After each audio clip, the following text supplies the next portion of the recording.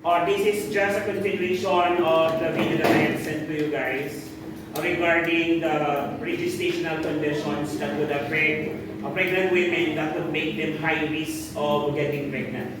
Okay, so if you want to more know about that, please do watch the link that I have sent you. This is just a continuation. Okay, so we are going to discuss now the third condition aside from the cardiovascular, the diabetes mellitus. We are going to talk about the sexually transmitted infection. This is particularly related to your torch. Still remember torch? If I may repeat that, what is torch again? T, toxoplasmosis. O, other diseases. Okay? For other diseases, this includes your syphilis. This also includes your HIV infection. Then after that, R, what is R? Rubella, also known as German measles. What is the pathognomonic sign again? F. F for Scheimer spots. Okay? For Scheimer spots. Then we have your C, cytomegalovirus, and your H, herpes. Okay? Your herpes infection. Marami kasi yan. Meron type 1, 2, 3, 4, and 5. We have your mouth, we have your genitals, then your shingles, yung mga pag-uusapan din natin. So generally, we're going to talk about all the sexually transmitted infections that may affect the outcome or even the pregnancy itself. So let's define first what is sexually transmitted infection. From the word itself, sexually transmitted infections are diseases that spread through sexual contact, meaning you have to have sex with someone that has the disease in order for you to acquire the infection. Okay? In order for you to acquire the infection. These are the conditions that we are going to cover today. Candidiasis, trichomoniasis. We also have your bacterial vaginosis, chlamydia trachomatis. Also there, HPV infection, genital herpes. Yung tawag natin, type 2 herpes. Then we also have your gonorrhea, we have your syphilis, and we have your HIV infection. Now I want a participative lecture. We open whatever resources you have during the lecture, so that everyone is going to participate. Okay, so it's gonna be interactive. Okay. Now with regards to this, we're going to discuss this condition one by one. Okay, one by one, and we're going to differentiate them, and we're going to discuss how to manage them. In the management of your sexually transmitted infection, we will be discussing that in general. Kung paano natin maiiwasan ang pagkakaroon ng STI in general. So let's start discussing now your candidiasis. Any idea about candidiasis infection? Yes, madam. Yes, it's caused by Candida albicans. That's actually your positive agents there. Okay? It is caused by your Candida albicans. What else? Who has an idea about candidiasis? Can it affect both the mother and the fetus? Yes, especially during delivery. Okay? Pwede ba siya mag-lead into complications sa bata or fetus? Yes, okay? We're going to talk about those complications later on. So, what is candidiasis? It's an infection caused by Candida albicans. Question, microbiology. Candida albicans is an example of what? Virus, bacteria, fungi? Fungi, okay? It's actually a yeast infection. Okay? This is a yeast infection. So, yeast is a form of fungi. The signs and symptoms include, I would like you to read, cream cheese-like discharges. That is your clue word there. Cream cheese-like discharges. Siguro naman alam nyo kung ano ang itsura ng cream cheese. One day in your life, siguro naman nag-milk tea ka na. Special with cream cheese. Okay. Now, starting from now, whenever you drink your milk tea with cream cheese, you start thinking about Candida. Inihigo mo si Candida. Sarap lang, okay? Candidiasis, okay? Cream cheese-like discharges. That is the pathognomonic sign, okay? Pathognomonic sign. Yan yung common na nakikita sa mga pasyente may candidiasis, okay? Plus, vulvar and vaginal reddening or redness, and burning and itching sensation, sometimes even bleeding in the hairline fissures. Pag sinabing hairline fissures, ano yun? Kung sa tutubo yung buhok, yung bulbol, tama po ba? Yes, okay? So that is your candidiasis. your candidiasis, okay, is treated using a drug called oral fluconazole. Oral fluconazole, commonly known with the name diflucan. Okay, please take note of the drug of choice. Okay, importante yan not only during our class discussion, but also when you take the board exam later on. Okay? So, yung oral fluconazole. Okay? Antifungal yan. Are you familiar with Nizoral cream? Yan. Canesten. Yan. Ganun din yan. Pero hindi yan ipapakit. Ano gagawin? Iinumin. Okay? They're going to treat that, okay, orally, okay, to kill the positive agent. Now, what is the etiology? Why is it that the pregnant women is common? Why is it delikado siya, okay, sa mga buntis? Kasi nga, it can cause complication to the fetus. Later on, explain natin yan. Etiology muna tayo. Okay, the reason that the pregnant women commonly develop candidiasis is because of the increased estrogen level during pregnancy, which causes the vaginal pH to be less acidic. Yan na nakalagay na dyan. Ano daw ang environment ng vagina? It is acidic, meaning the pH is high or low? High or low? It has a lower pH, at least less than 5. Okay? Why is it needed that a vagina is acidic?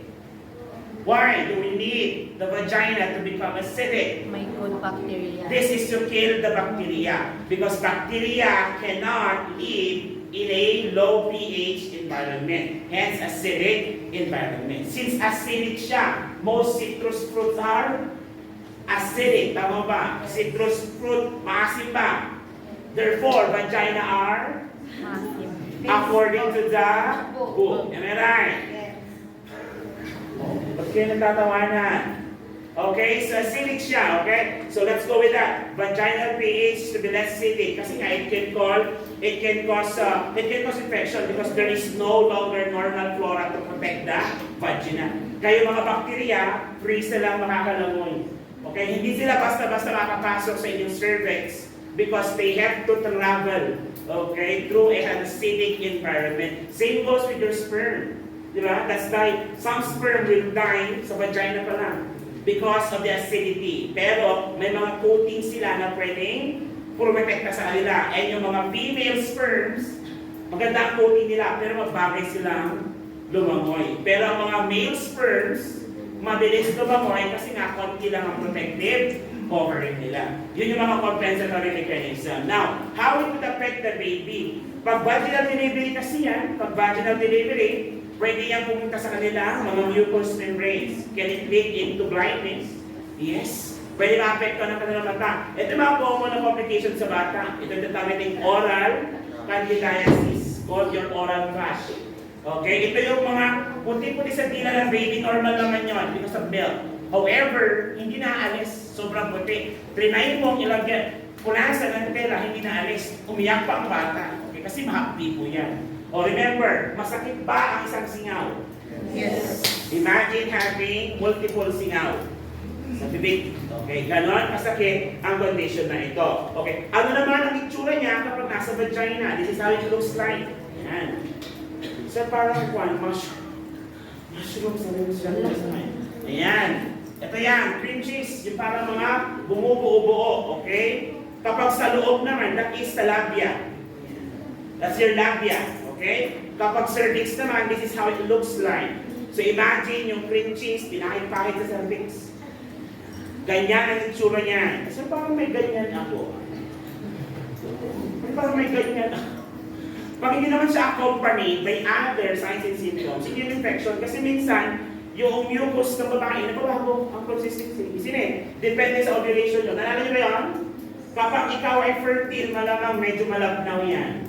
Tama? Kasi kailangan mo ng slippery, wet. Okay? Para madaling makalamoy ang sperm. Pero during dry days nyo, nabubuo din yan. Di ba, ladies? Yes. Okay. So, pag alam mo, of course, I'm married. Minsan naglalaba din naman ako. Hindi lang minsan madalas eh. Then narinig niya na, maglalaba na siya bukas. Okay, that is your candidiasis. Clear tayo doon? Yes, more information is available in your module. You can just work on that. Okay? But that is the gist about your candidiasis. Let's go to the next one. Trichomoniasis. Trichomoniasis. Ano naman ang trichomoniasis, sir? Positive agent. Trichomonas. Trichomonas or your trichomonas or trichomonas po yan. Trichomonas. Okay? Your trichomonas po. Your trichomonas. Okay? So trichomonas, it has the signs and symptoms of, yan. I would like you to read on that part. Frothy white. Frothy white to grayish vaginal discharges. Ang clue word dyan yung frothy. Frothy. Kapag sinabing frothy, may bula-bula. Ito na white discharge na may bula-bula. Okay, ayun yung laway nyo. Kapag tinalaman mo may mga parang bubbles siya, yun ang ibig sabihin ng frothy. Okay? Trichomoniasis. Okay? Trichomoniasis. Anong drug of choice natin dito? Metronidazole. Drug of choice, metronidazole. Drug of choice, metronidazole. What is the other name for metronidazole? Flagyl. Thank you very much, ma'am. Your metronidazole or your flagyl. Okay? Flagyl. Flagyl. Okay? Flagyl. So trichomoniasis, or positive agent is trichomonas, signs and symptoms. Okay, is vaginal irritation in a frothy white to grayish or greenish vaginal discharge. Drug of choice, metronidazole. Take note that trichomoniasis infections are associated with the following complications in pregnancy. Ano nakalagay dyan? Pakibasa ang letter A? Preterm labor. So ito kapag preterm labor, kailan nangyari ang kanyang labor? End of 37. End of 37 weeks? O di full term na yun. Before. Lagi meron yung before. Kailan nangyari preterm labor? Before. Ayan. Before the start of 38 weeks. Kasi ang ating normal is at least at the end of 37 weeks age of gestation. Para masabing full term ang bata. Pero pag yan ay na-trigger ang labor beyond 37 weeks, that is considered as preterm labor. Delikado ba ito? Yes. Would it pose a risk dun sa mother? Yes. Would it pose a risk sa baby? What is an example of possible complications sa fetus na pinanganak na preterm? Yung common. So mga common sa mga preterm babies. Sa lungs. Your ARDS. Anong ARDS? Acute Respiratory Distress Syndrome. Why is that? Kasi lungs are not fully developed. Tama po ba? Yes, lungs are not fully developed. May lack of surfactant. Therefore, hindi develop ang lungs. In order for us, kapag may preterm labor, hindi nilabas-labas sa ilalabas yan, bibigyan nila ng gamot si mother para mapabilis ang pag-produce ng surfactant ni baby, para mag-mature ang lungs. Ano ang gamot na ibibigay natin? Steroids, specifically yung mga steroids natin. Uy, sige na. Steroids. To increase surfactant production from premature baby. Steroids. Son.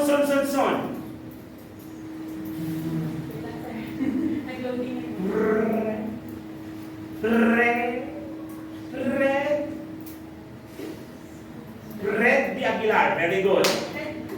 Ano? Prednisone. Ayan. Ala kayo, P. Son. Ano sila? Ano ba example ng ang mga pa natin? Steroids. Kasi for prednisone. B. E. T. H.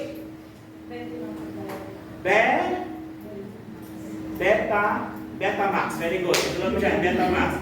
Ano nga? Betacetamol. Very good. Betacetamol. Sige na, bigyan niyo po. Review lang, review. Ano rin? Ito nyo, betamethasone. Very good. Okay, tayo yung mga makalimutan. Ulitin natin. I-inculcate sa brain. Okay, kailangan i-store na natin yan sa long-term memory natin. Huwag nyo nakakalimutan. Nung third year ba kayo next thing? Yes, huwag nyo nakakalimutan. Kasi pag sinabing steroids, yun yung mga yan. Ano mga sample of steroids natin? It ends with son. Example, betamethasone.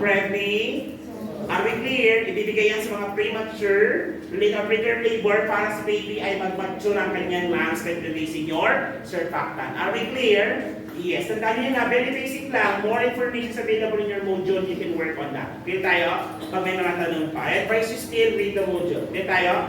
Mga pasada lang ito para mas magkaroon kayo ng idea. Tapos mas self-directed learning kayo. Are we clear? Yes. Okay, let's proceed now. Nakalagay din yan, premature rupture of membrane, also known as PROM. P-R-O-M. Ganun din. Premature rupture of membrane. Kailan ba dapat magra-rupture of membrane? When? When should the membrane or the amniotic sac rupture? Kailan ba dapat lumabas yun? Ano bang function ng pagputok nun? Ano ba nasa loob?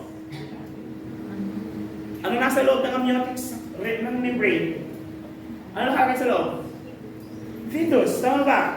The fetus is surrounded by a fluids, tama ba? Yung fluids na yon, para wet ang daanan. Am I right? Yun ang function nun. Kaya nga, pag bitak nun, yun sasama si baby. So, kailan dapat siya mabibitak? During labor. Tama ba? And that labor should be above 38 weeks para masabing full term si baby. So, premature rupture membrane, ibig sabihin, nag-rupture siya na wala sa oras. Pwede bang kasabay siya ni preterm labor? Yes. Now, the question is, since sterile po ba ang laman ng amniotic sac? Ibig sabihin, free from infection, free from bacteria.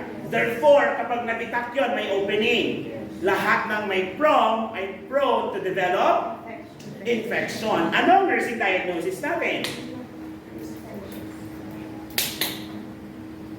Prone to develop infection. Anong nursing diagnosis natin?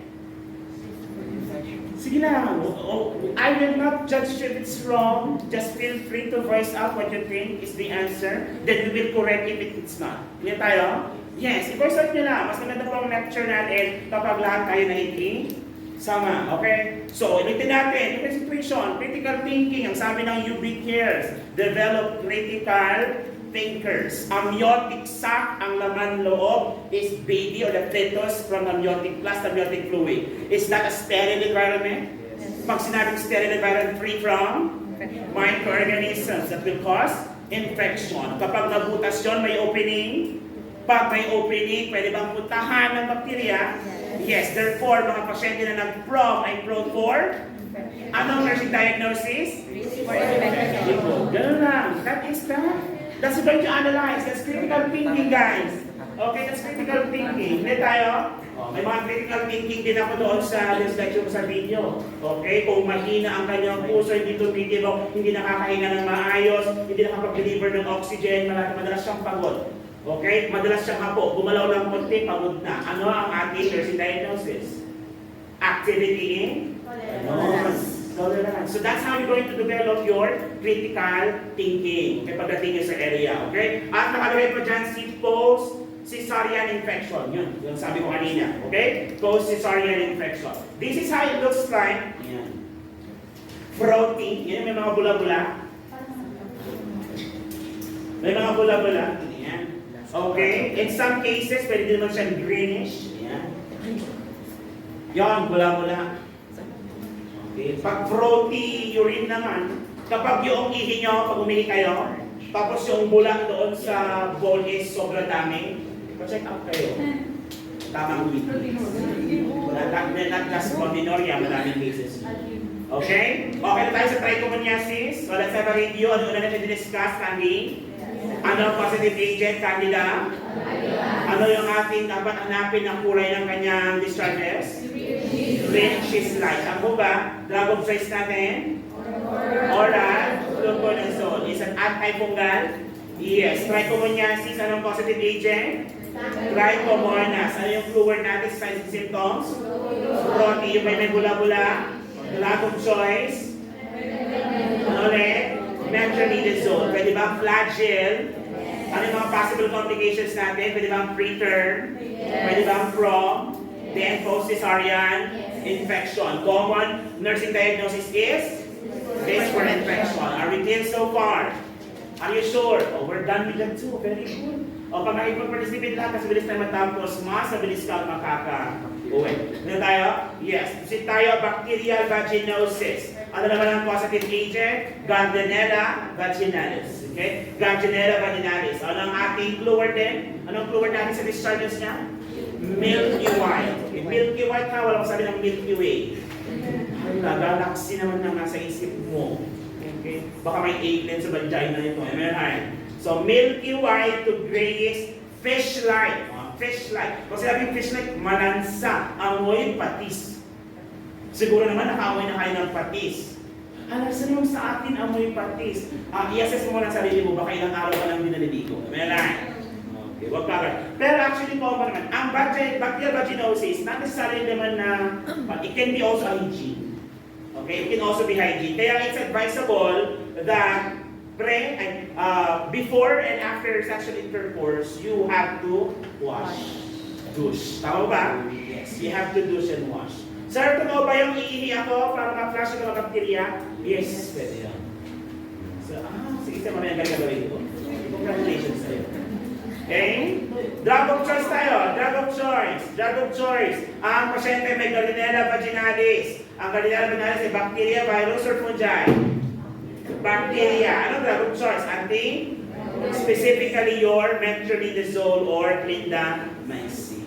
Metronidazole or clindamycin. Metronidazole and clindamycin.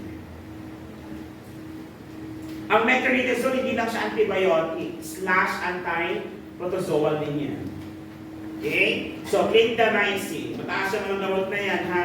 Okay, mga mycin, mataas na gamot yan. Should you use volumetric measurement? Alam niyo yun? Solucet. Alam niyo yung Solucet? Yung volumetric chamber? Yun. Kailangan nyo mix. Kailangan ba silang i-dilute? Yes, you don't inject it directly kasi it will burn the site of injection. Okay? It will burn the site of injection. Can I continue? Yes. Untreated Gardnerella vaginalis infections will lead to, ano nakalagay dyan? Amniotic fluid infection. Amniotic fluid infection. Sir, pwede din bang mamaga yung amniotic sac? Yes or no? Pwede ba mamaga ang amniotic sac? Yes or no? Yes, pwede siya magkaroon ng amnionitis. Okay, mamaga yung amniotic sac or the membrane. Okay? Also there, preterm labor and premature rupture of membrane. Tapos parehas ba? Yes, kaya pag STI ang usapan natin, number 1 na sa listahan mo, preterm labor. Okay? Preterm labor. Kasi pag may preterm labor, kasunod na yan si wrong. Tama mo ba? Yes. Parehas ba ang ating focus dito? Yes. Ang focus natin dito, pwede ba siya magka-infection? Yes. Kung pwede siya magka-infection at wala pa siyang infection, ang tawag doon risk for infection. Vaginosis, this is how it looks like. Milky white.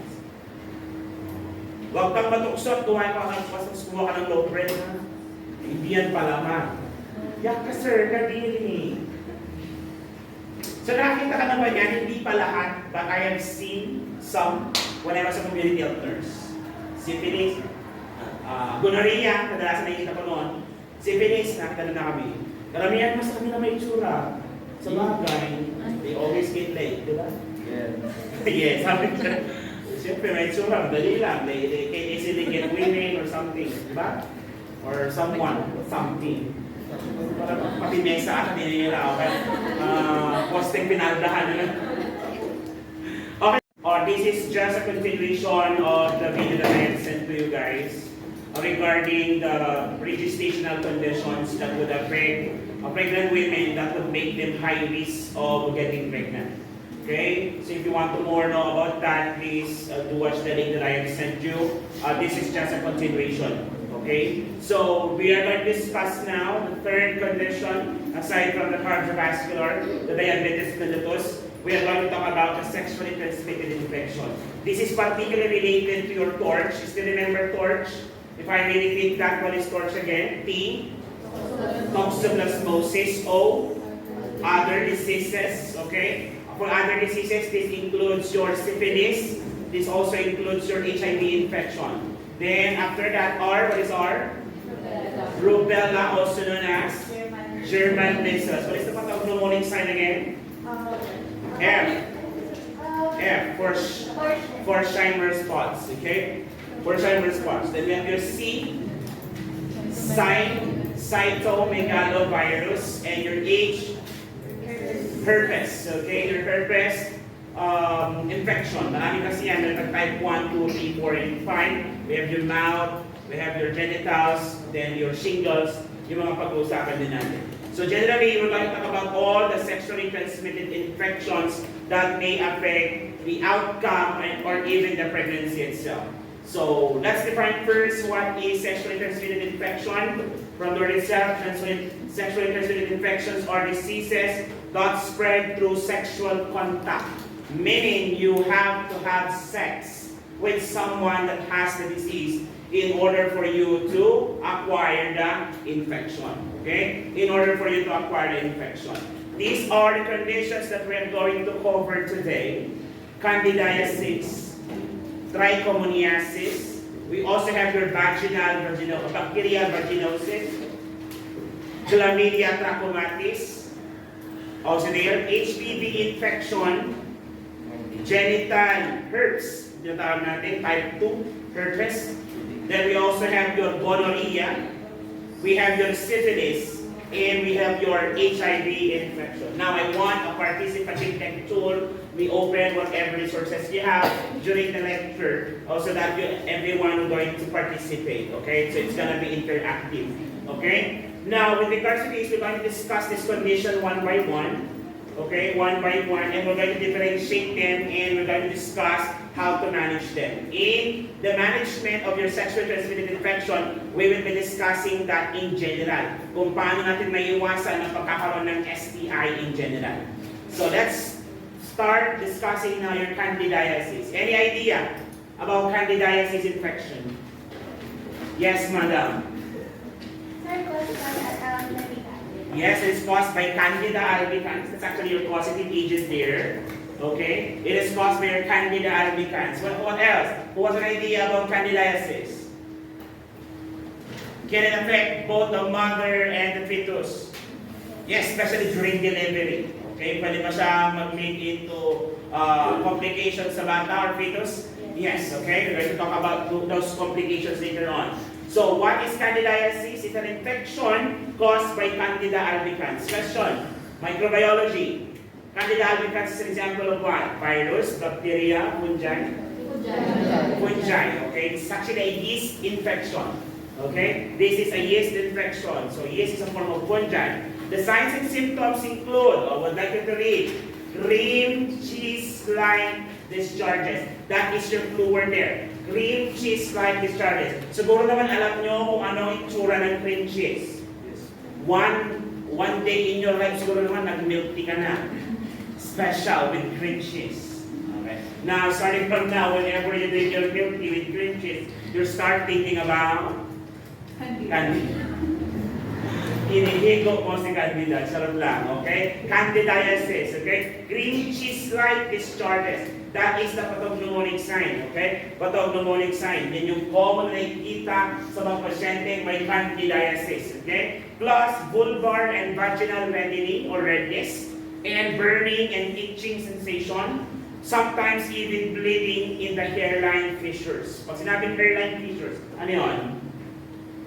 Kung sa tutubo yung buhok, yung bulbol, tama po ba? Yes, okay? So that is your candidiasis. Your candidiasis, okay, is treated using a drug called oral fluconazole.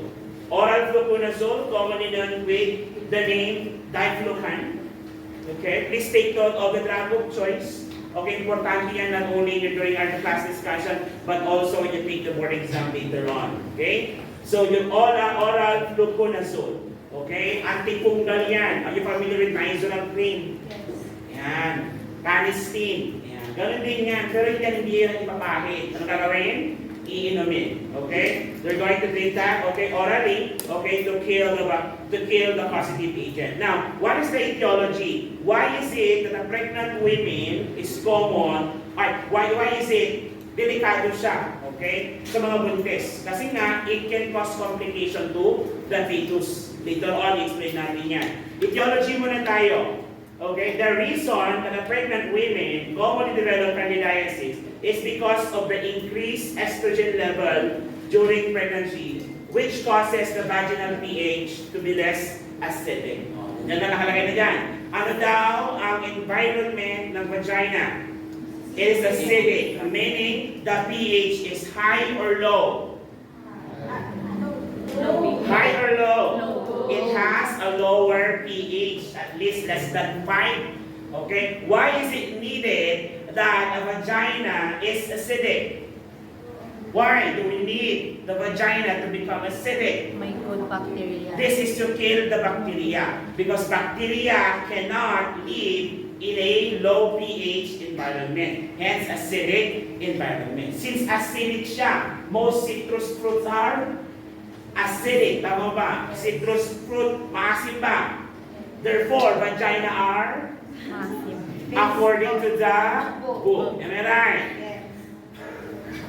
Ba't kayo nagtatawanan?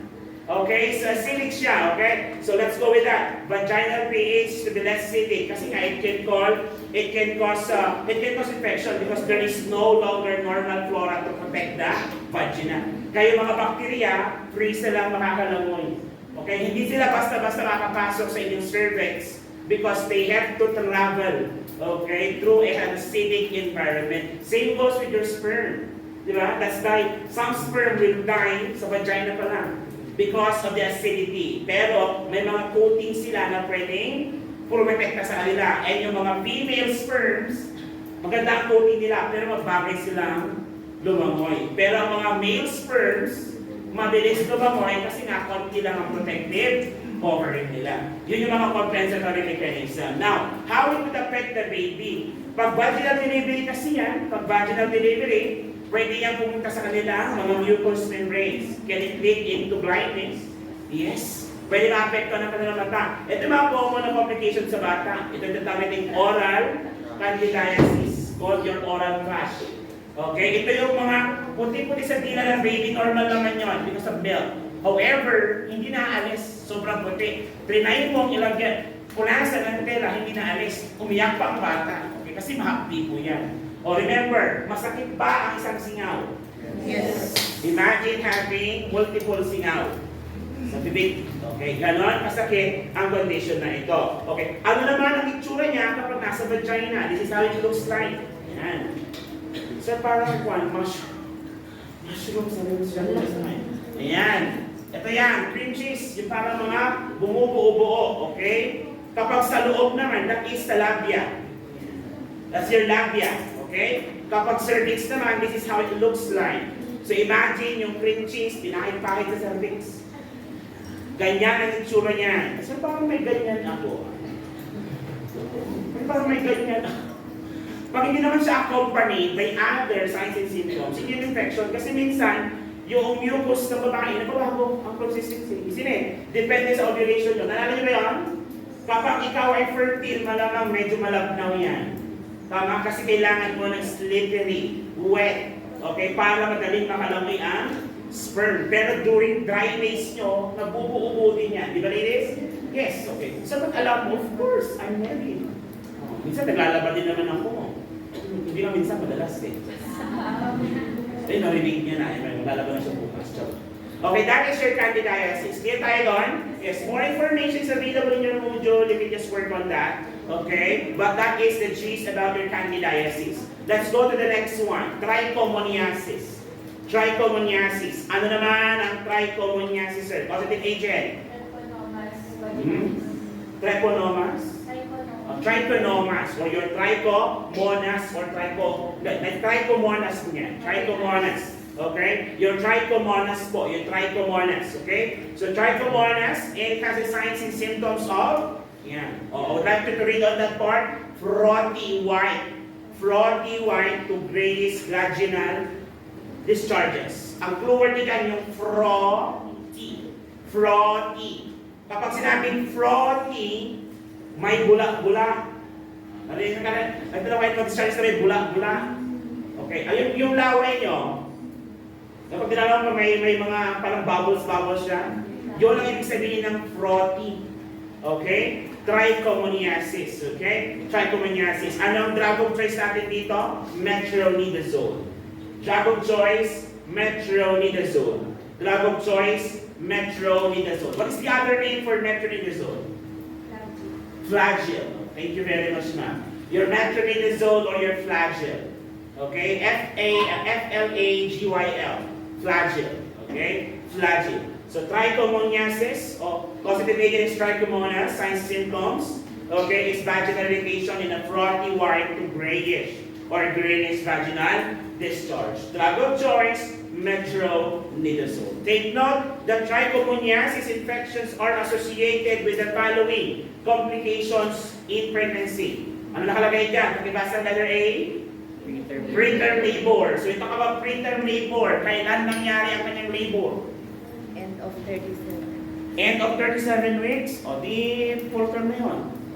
Before. Lagi meron yung before. Kailan nangyari preterm labor? Before. Ayan. Before the start of 38 weeks. Kasi ang ating normal is at least at the end of 37 weeks age of gestation. Para masabing full term ang bata. Pero pag yan ay na-trigger ang labor beyond 37 weeks, that is considered as preterm labor. Delikado ba ito? Yes. Would it pose a risk doon sa mother? Yes. Would it pose a risk sa baby?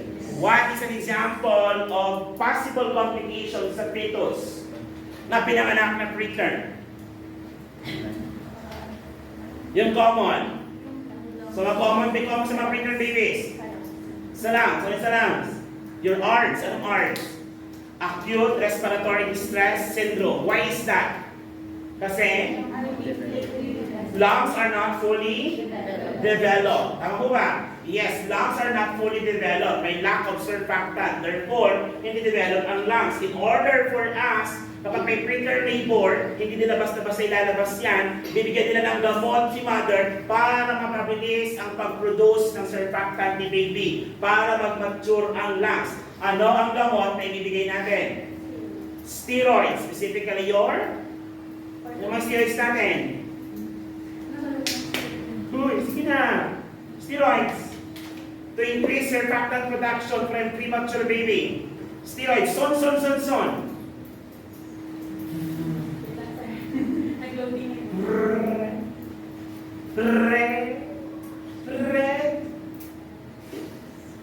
Red de Aguilar. Very good. Ano? Prednisone. Ayan. Ala kayo, Pink. Son. Ano sila? Ano ba example ng ang mga pa natin? Steroids. As for prednisone. B. E. T. H.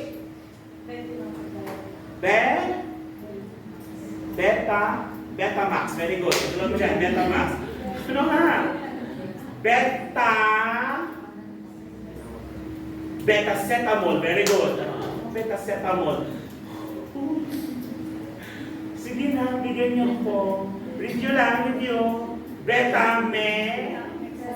Ano rin? Ito yun. Betamethasone. Very good. Okay, tayo yung mga makakalimutan. Ulitin natin. I-inculcate sa brain. Okay, kailangan i-store na natin yan sa long-term memory natin. Huwag nyo nakakalimutan. Nung third year ba kayo next-sing? Yes, huwag nyo nakakalimutan. Kasi pag sinabing steroids, yun yung mga yan. Ano mga sample of steroids natin? Ezridson. Example, betamethasone. Are we clear? Ibibigay yan sa mga premature, preterm labor para sa baby ay mag-mature ang kanyang lungs by releasing your surfactant. Are we clear? Yes. Tandaan nyo na, very basic lang. More information is available in your module. You can work on that. Okay tayo? Pag may mga tanong pa. I advise you still read the module. Okay tayo? Mga pasada lang ito para mas magkaroon kayo ng idea. Tapos mag-self-directed learning kayo. Are we clear? Yes. Okay, let's proceed now. Nakalagay din, premature rupture of membrane, also known as PROM. P-R-O-M. Ganun din. Premature rupture of membrane. Kailan ba dapat magra-rupture of membrane? When? When should the membrane or the amniotic sac rupture? Kailan ba dapat lumabas yun? Ano bang function ng pagputok nun? Ano ba nasa loob? Ano nasa loob ng amniotic sac ng membrane? Ano nakalagay sa loob? Fetus, tama ba? The fetus is surrounded by a fluids, tama ba? Yung fluids na yon para wet ang daanan. Am I right? Yun ang function nun. Kaya nga, pag bitak nun, yun sasama si baby. So, kailan dapat siya mabibitak? During labor. Tama ba? And that labor should be above 38 weeks para masabing full term si baby. So, premature rupture membrane. Ibig sabihin, nag-rupture siya na wala sa oras. Pwede bang kasabay siya ni preterm labor? Yes. Now, the question is, since sterile po ba ang laman ng amniotic sac?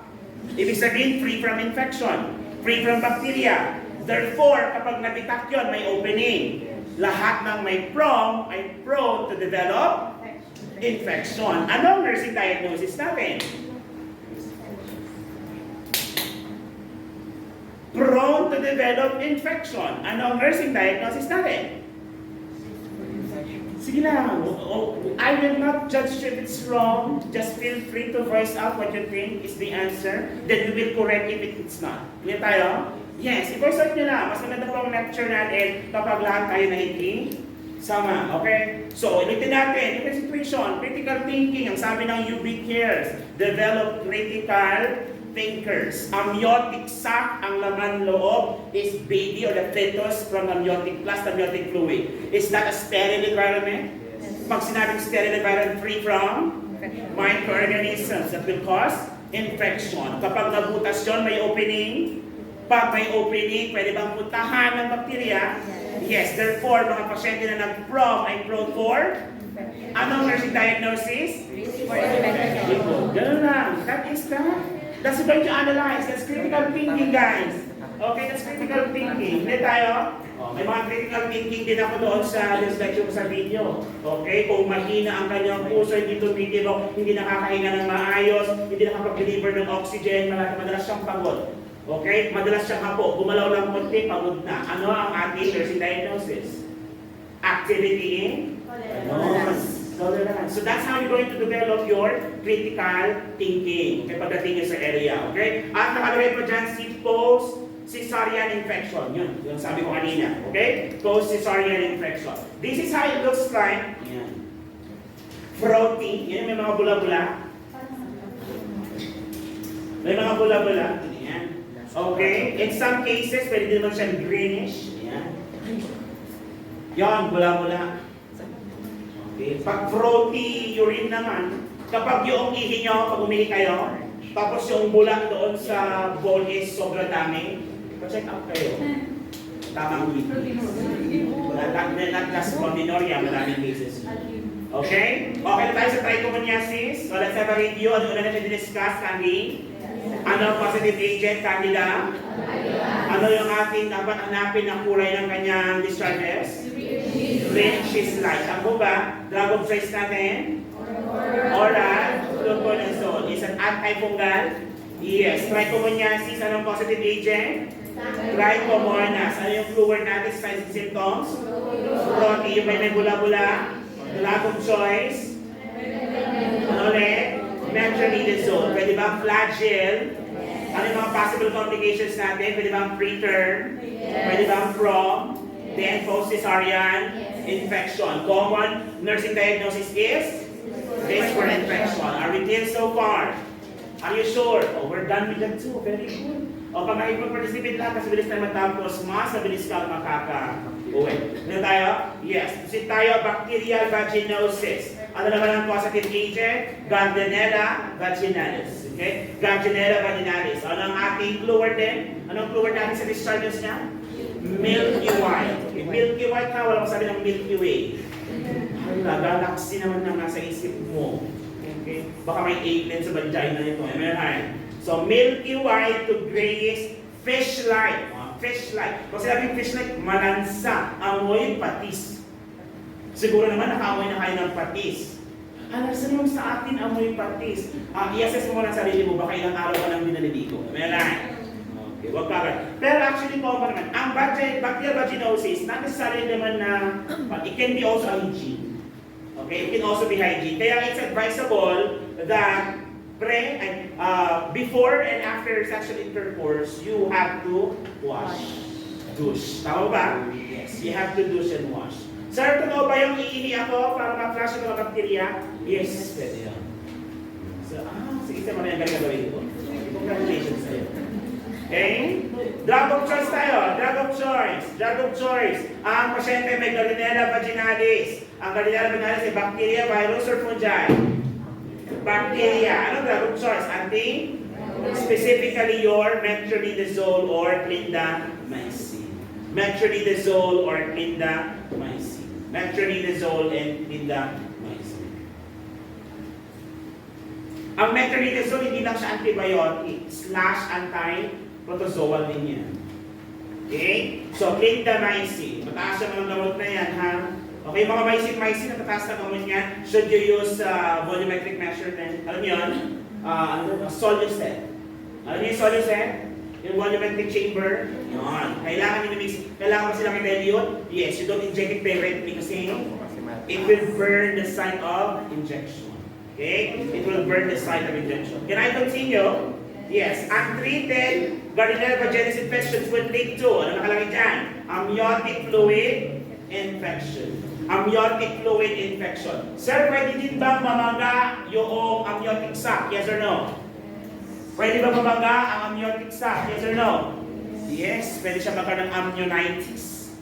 Okay, mamaga yung amniotic sac or the membrane. Okay? Also there, preterm labor and premature rupture of membrane. Alas parehas ba? Yes, kaya pag STI ang usapan natin, number 1 na sa listahan mo, preterm labor. Okay? Preterm labor. Kasi pag may preterm labor, kasunod na yan si wrong. Tama mo ba? Yes, parehas ba ang ating focus dito? Yes, ang focus natin dito, pwede ba siya magka-infection? Yes. Kung pwede siya magka-infection at wala pa siyang infection, ang tawag doon risk for infection. Vaginosis, this is how it looks like. Milky white. Huwag kang matuksot, kumain ka ng low bread. Hindi yan palaman. Yak ka sir, kadiri. So nakita ka naman yan, hindi pa lahat, but I have seen some when I was a community health nurse. Syphilis, gonorrhea, kadalasan nakikita ko noon. Syphilis, nakita na kami. Karamihan mas kami na may itsura. Sa bagay, they always get late, di ba? Yeah. Yes, sabi ko. Siyempre, may itsura, madali lang. They can easily get women or something, di ba? Or someone, something. Para pati mesa at nila, okay? Posting pinaldahan nila.